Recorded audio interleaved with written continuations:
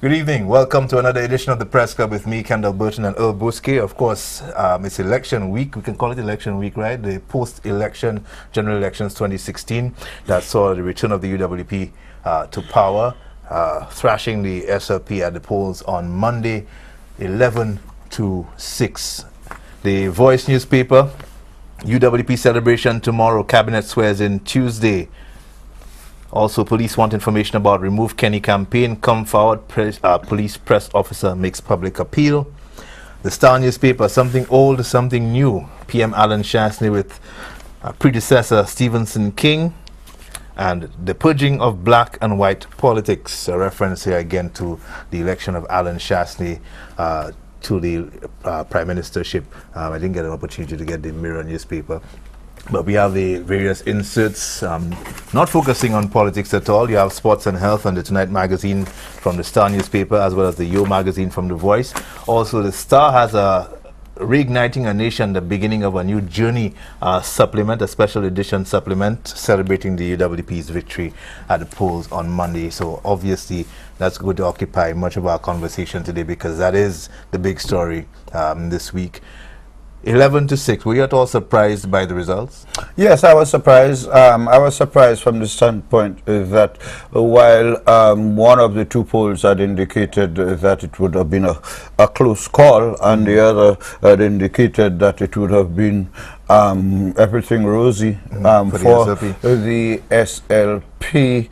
I did believe it would have been a close call, bearing in mind what was happening during the last week of the campaign, from the standpoint that I felt that the UWP had taken the offensive in the final week, and it was evident, it reaffirmed to me my long-standing belief, which is confirmed every election, that St. Lucian's vote party and that candidate, and that St. Lucians make their minds very early. Those who vote, the half who vote, make their minds up early which party they're going to vote for, even before candidates are named. Now, that doesn't rule out the need and the importance of your 5% people who historically decided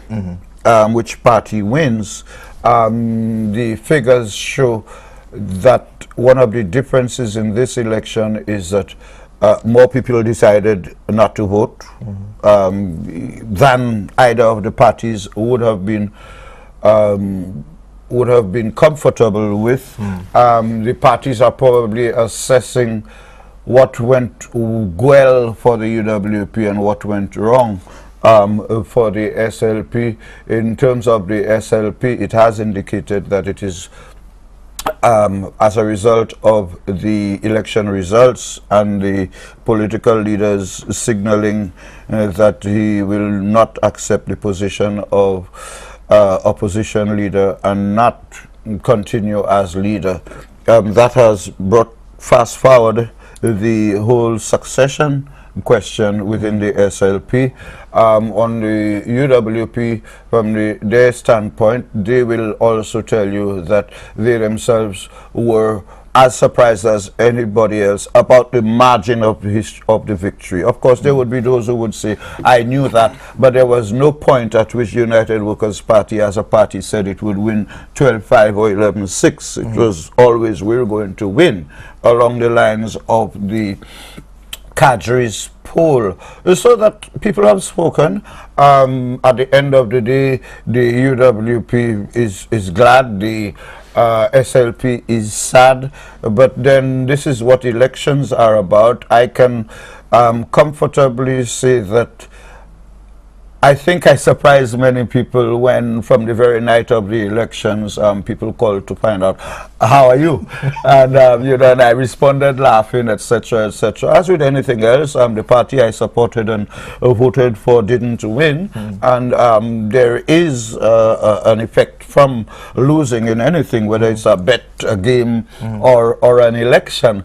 But after 2006, I don't think I can be surprised by any election result in St. Lucia. And I did have concerns about the extent to which the party had learnt, the Labour Party had learnt the lessons of 2006.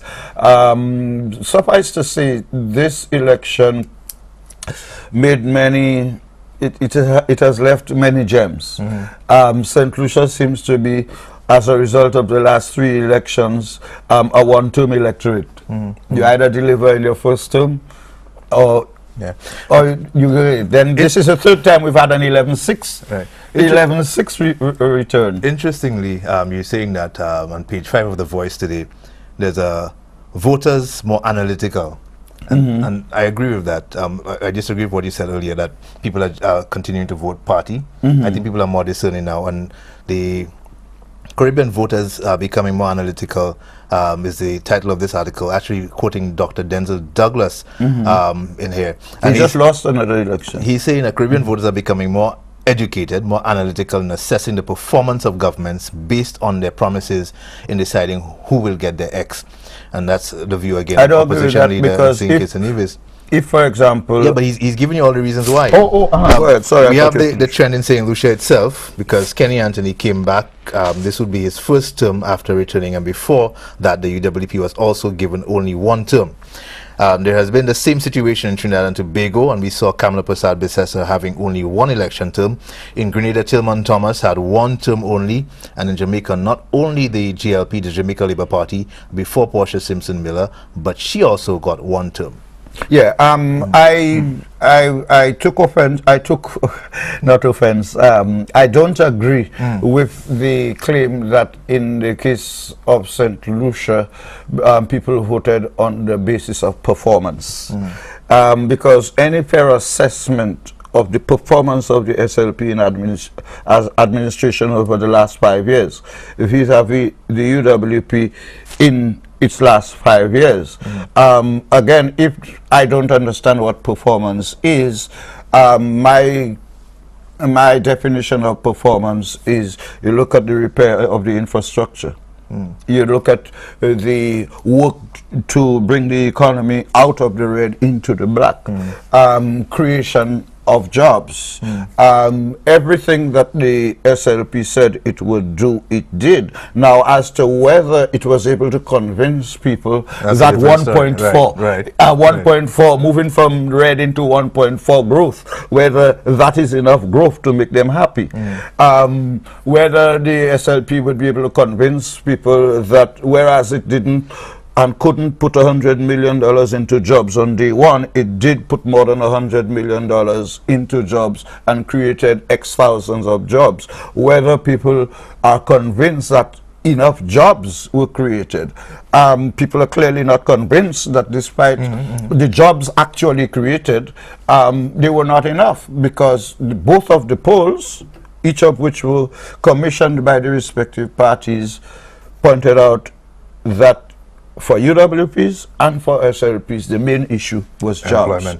So I think that in the case of St. Lucia, and that is why I'm saying we have to, I haven't voted, the only other place I've voted is Guyana, where I lived and worked and qualified to vote after 6 years. But in as much as I will not quarrel with Dr. Douglas about his interpretation of the other territories, I live here, I work here, I vote here, I know my people, and I think this election had a lot to do with people's perception of Kenny Anthony vis-a-vis his demonization. In this election, I've been with about 666. His wife is a witches conference and voodoo and obia and all of that.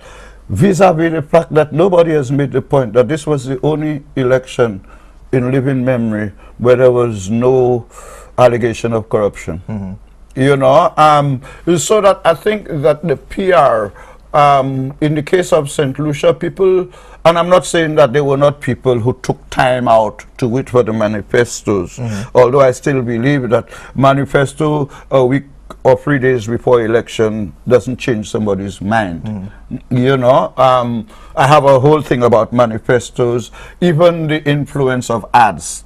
Let's talk about that when we come back. With you for a break. When we return, we'll talk about the manifestos, their relevance, their importance in voter decisions, as well as the campaign as far as the use of social media and mainstream or above-the-line media. We'll be right back.